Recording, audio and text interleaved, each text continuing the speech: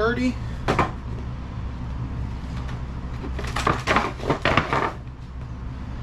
Well, that is embarrassing.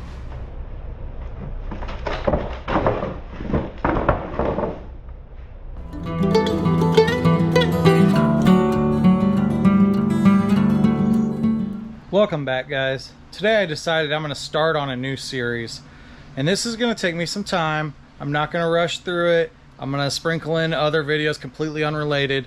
Over the next couple months, I'm going to do a series where I build a complete outdoor sitting patio type set out of pallet wood.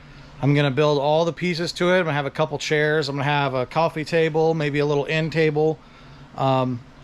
I don't know, and we'll see where we go from there. We'll see if I can add something else to it.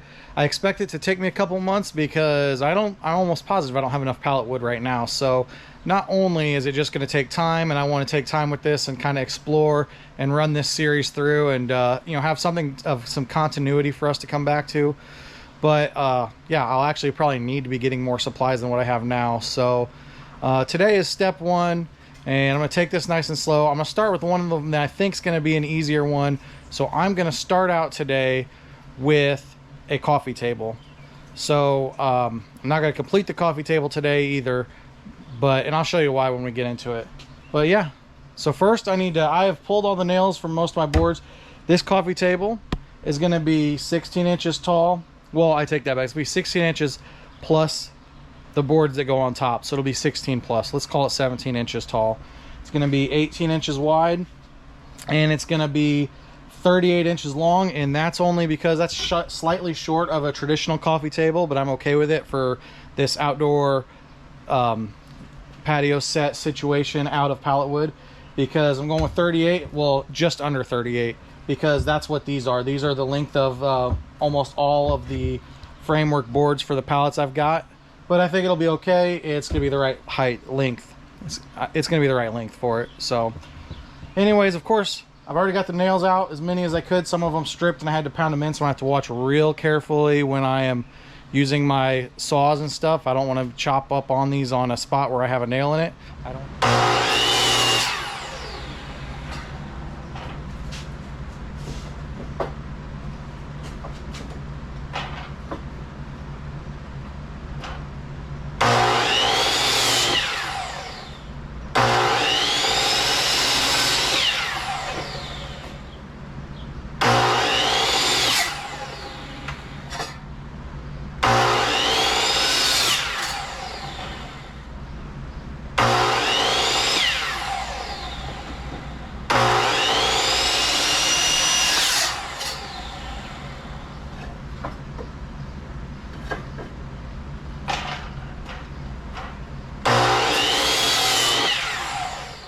I love using my wood planer. I think it makes a huge difference in cleaning up old lumber.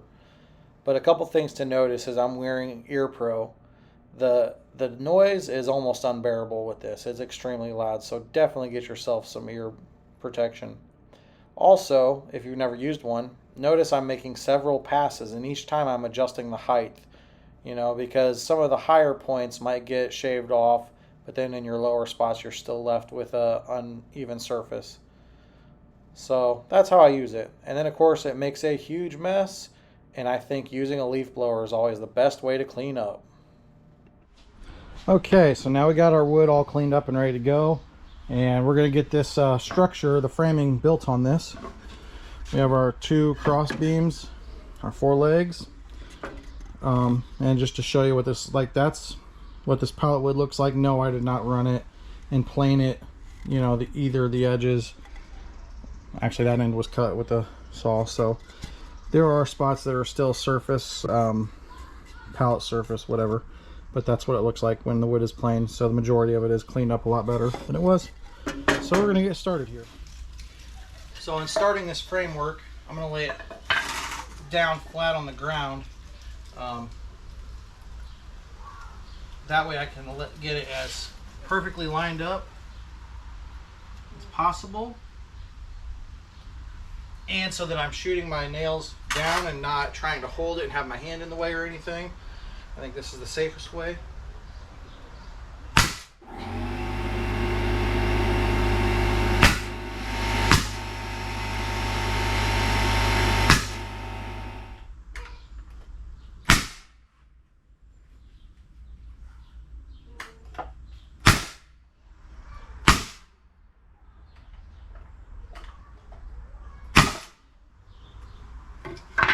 So I'm going to secure these facing inward, and there's two reasons for that. One being the structure will be, there will be less of it in your way as you're sitting in the room. You're not having to see it. The other is I'm going to have a middle piece. Now I'm going to have to cut it down because I hadn't thought about that till just now. Because this is going to be a herringbone patterned coffee table. So I need a piece of wood. I have to do a few more cuts actually, so I'm going to have to do a little bit more for this. But I'm going to need one through the middle for the herringbone so that I have something to secure to.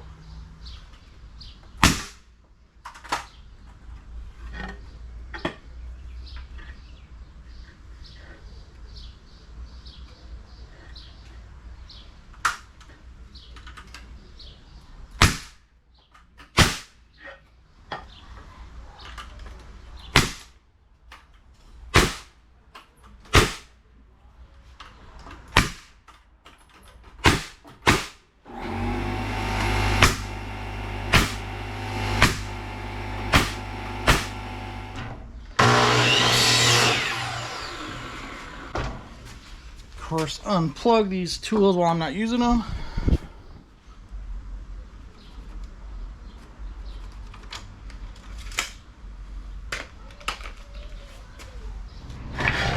Okay, so my camera got hot, so I needed to break. Took that time. You've seen the process already, so I didn't keep you guys included while it cooled down. Cut a couple more pieces to size, planed them, so they're going to slide in right here. So I'll have pieces on the outside as well for the herringbone. I need something in the middle here so that it's like one's going on here, it's got something to screw nail to attach to.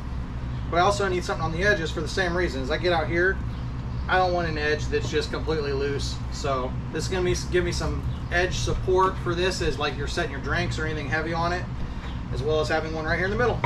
So here we go. And I think you saw me, I put some pencil marks right smack in the middle of this, so it's sized right. That's at 10 inches. This is 20 inch wide. When you factor in my 18 inch boards, inch. I measured it to double check, but yes, it's 20 inches wide. I am laying this one flat, so I have more surface area, since it's not as much a part of the structure as it is about support for the top of it.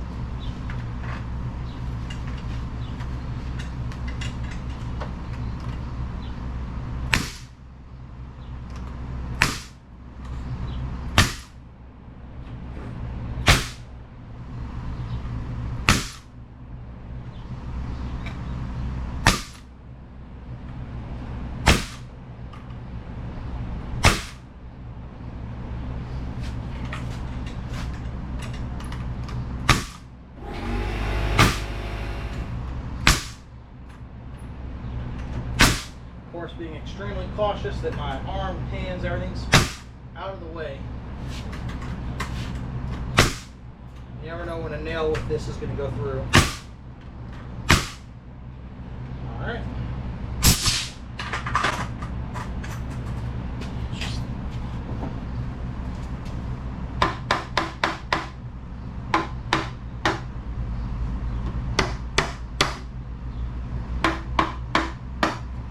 Again, these ends aren't for structural support. That's really here in this middle piece. These are just for support of the top of this as we put our herringbone pattern on it. So still really light, super lightweight. Of course, we're going to have that surface on it, sturdy.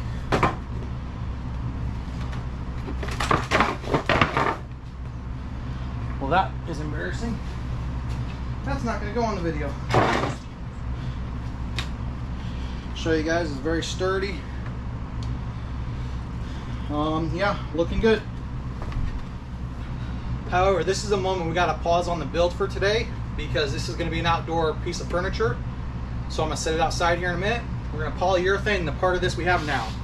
Sure, we're going to polyurethane the top as well, but it is made out of wood pallets. The top surface will not be watertight. So if I don't polyurethane this, and water cracks through it, if I don't seal it up, then we're gonna have water in the structure not good for it. So we're gonna seal it up pretty good now here, and then we'll have to come back and do the surface on part 2. So I threw on my gloves and grabbed a foam brush, but real quickly learned it didn't have the rigidity to work with this polyurethane on this rough surface. So I tossed it to the side and grabbed a chip brush. And I was being very generous with that poly. I was putting it on all surfaces, top, bottom, sides, underneath, and soaking it as thick as I could. Once I finished doing that, I quit adding it to the brush and went over the surface one more time just to get rid of the runs. And I left it outside so it can dry up.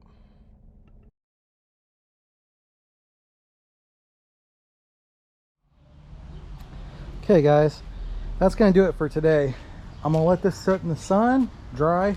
I was very generous with the polyurethane. You see it dripping all over. That's why I brought it out here. I don't really care about it getting in the driveway. It'll wash away eventually. So I was very generous. I went back through without putting any more poly on the brush a second time to brush off any of the drippage that was on it so it dries off. The keys to this project are going to be 2 things: patience and having a plan. So I had a plan for this step today, and I'm sticking to it. I'm stopping here so that I don't get overzealous, I don't start getting careless. I think that's how this will turn out right. They're 2 of my weak points, so through this series I'm going to concentrate on patience and having a plan. So that's going to do it for today. Like, comment, and subscribe. Come back for the next step in this. See you guys next time.